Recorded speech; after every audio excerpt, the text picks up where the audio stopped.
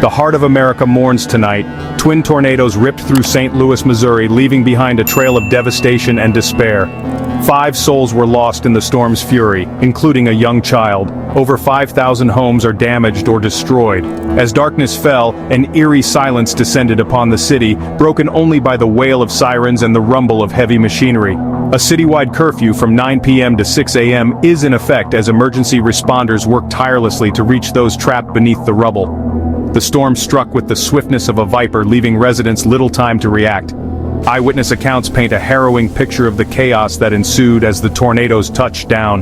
The monstrous funnel clouds, illuminated by flashes of lightning, tore through neighborhoods with terrifying speed. Cars were tossed about like toys, trees uprooted, and roofs ripped off buildings, leaving behind a landscape scarred by nature's raw power. The streets, once bustling with life, are now littered with debris. Downed power lines snake across roads like fallen serpents, and the air hangs heavy with the smell of damp earth and splintered wood. As the sun rises, revealing the full extent of the devastation, the people of St. Louis are not just picking up the pieces, they are picking each other up, proving that even in the face of tragedy, hope endures.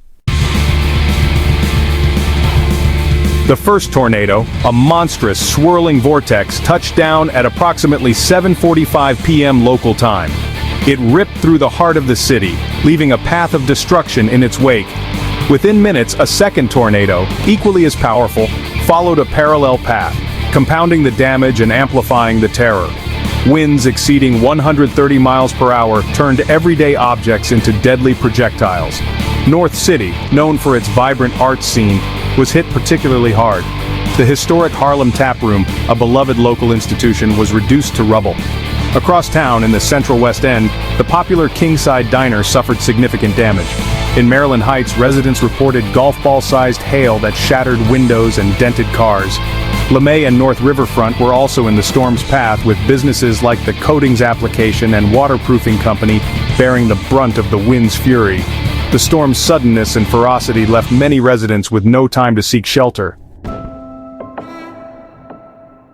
As the sun rose over St. Louis, it illuminated a scene of utter devastation. The storm's true toll became horrifyingly clear. Homes were reduced to piles of splintered wood and twisted metal. Cars lay overturned, windows blown out, their once bright paint scratched and dull. The air was thick with the smell of dust, debris, and the faint, acrid scent of natural gas leaks. The human cost of the disaster was brought into sharp focus as stories of loss and survival began to emerge. Families huddled together amidst the wreckage of their homes, their faces etched with shock and grief. Emergency responders, working tirelessly throughout the night, continued their grim task of searching for survivors trapped beneath the rubble.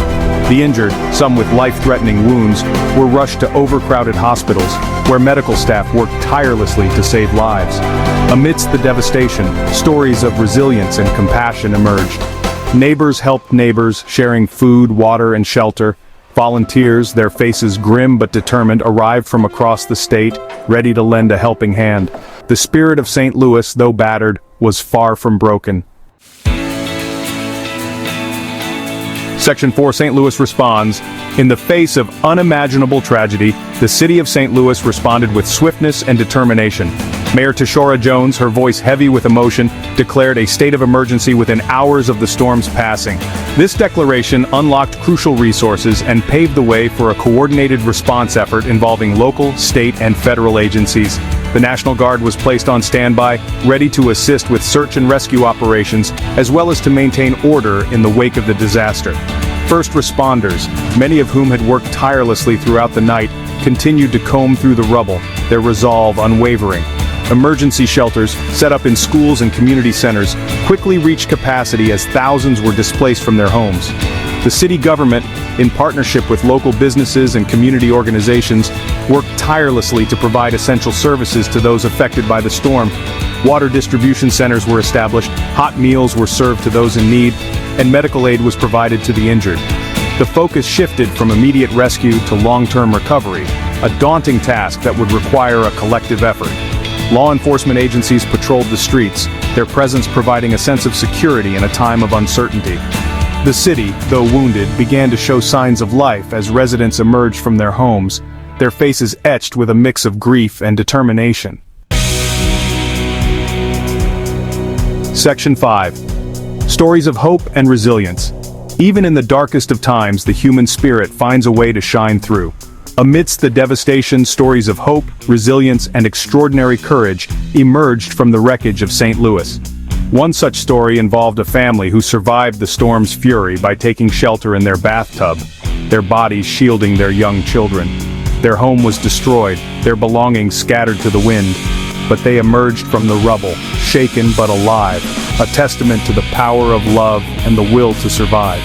Another heartwarming story involved the rescue of a beloved family dog, trapped beneath the debris of a collapsed building for over 14 hours.